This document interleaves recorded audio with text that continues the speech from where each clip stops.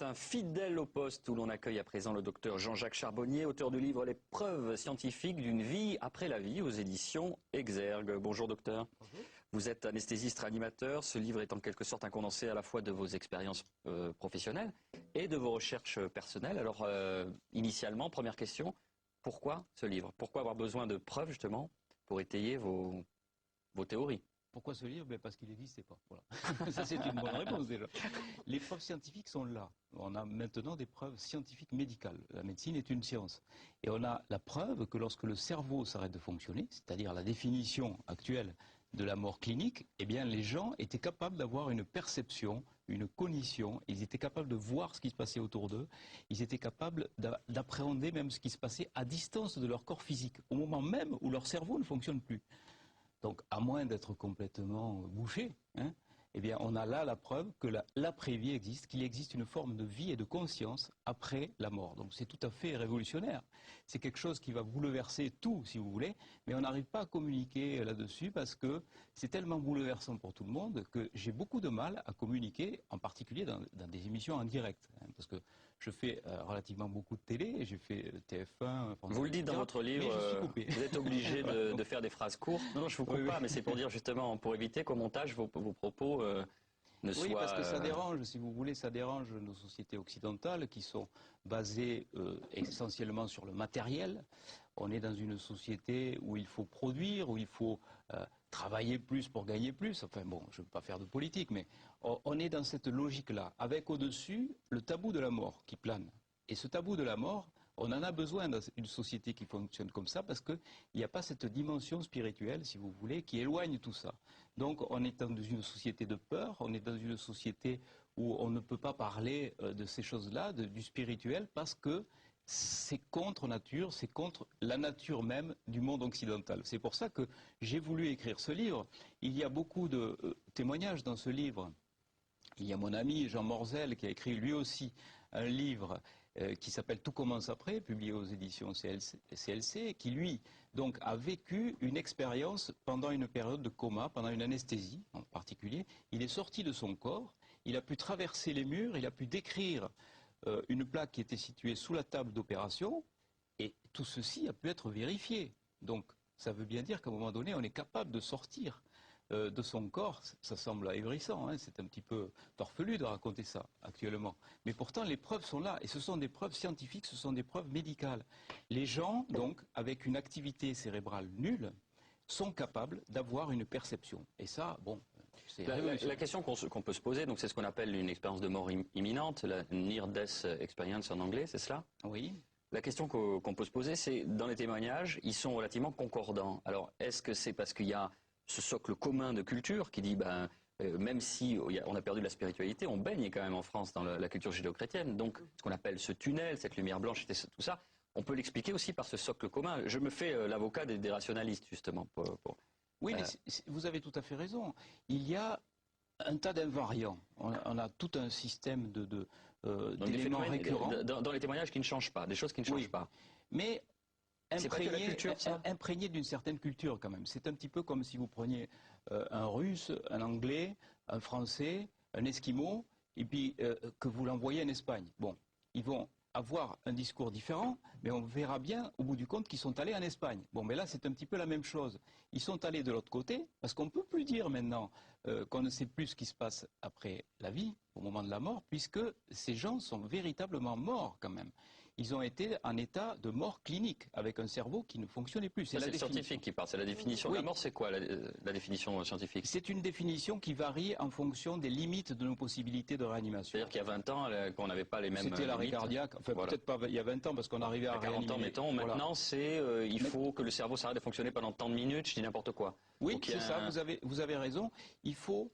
pour déclarer quelqu'un décédé en réanimation, par exemple, c'est-à-dire pour le débrancher d'un respirateur ou pour pouvoir lui prélever ses organes, il faut qu'il y ait au moins 2 électroencéphalogrammes plats à 4 heures d'intervalle pendant 20 minutes, en dehors des conditions de narcose, c'est-à-dire de produits qu'on a injectés au patient pour le faire dormir, ou en dehors des conditions d'hypothermie. Bon, là, ça correspond aux limites actuelles de nos possibilités de réanimation. Donc, partant de là, les témoignages que vous avez d'expérience de mort imminente sont dans ce cadre, c'est-à-dire qu'ils étaient déclarés cliniquement morts, les personnes. Non, ils n'étaient pas, si vous voulez, dans cet état-là de prélèvement d'organes. Ils étaient dans un état où le cerveau ne fonctionnait plus, donc ils étaient dans un état de mort clinique. D'accord. Et rien ne dit qu'un jour, on arrivera à réanimer, vraisemblablement, on arrivera à les réanimer, ces cerveaux qui sont dans ces états-là.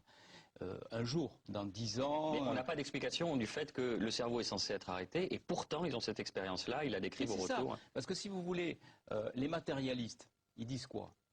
Ils essayent de trouver toutes les clés au niveau de la matière cérébrale. Hein. Ils disent que le cerveau est l'explication de la conscience. Vous dites, faites le petit pas de côté, le pas spirituel.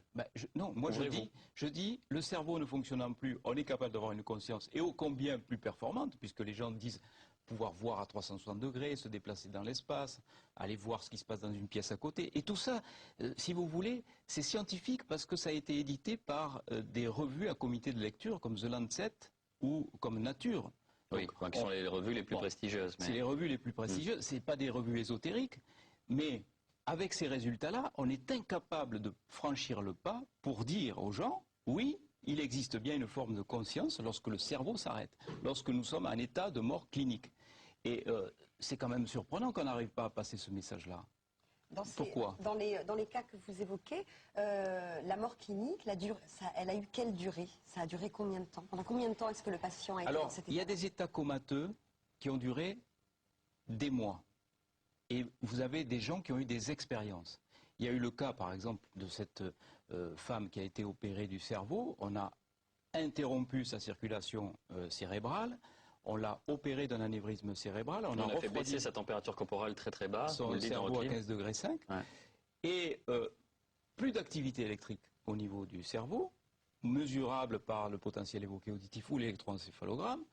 Plus aucune activité, plus aucune façon d'avoir une conscience. Et pourtant, à son réveil, cette patiente décrit toute l'intervention, les instruments qui ont été utilisés, que les chirurgiens ont mis dans son cerveau, la conversation qui a eu lieu entre le chirurgien et le cardiologue qui avait voulu assister à l'intervention. Alors, elle a entendu avec autre chose que ses oreilles, elle a vu avec autre chose que ses yeux, elle a eu une conscience avec autre chose que son cerveau. C'est peut-être ça la démarche la plus difficile à accepter. Ben Vous êtes en train de... Parce que entre les lignes, voilà. Ça veut dire une forme de télépathie, une forme de communication sensorielle différente. Il suffit d'accepter ce principe, qui est évident maintenant qu'on a tous ces éléments-là, que la conscience n'est pas le fruit du cerveau, que la conscience n'est pas sécrétée par le cerveau, comme le foie sécrète la bile, tout simplement.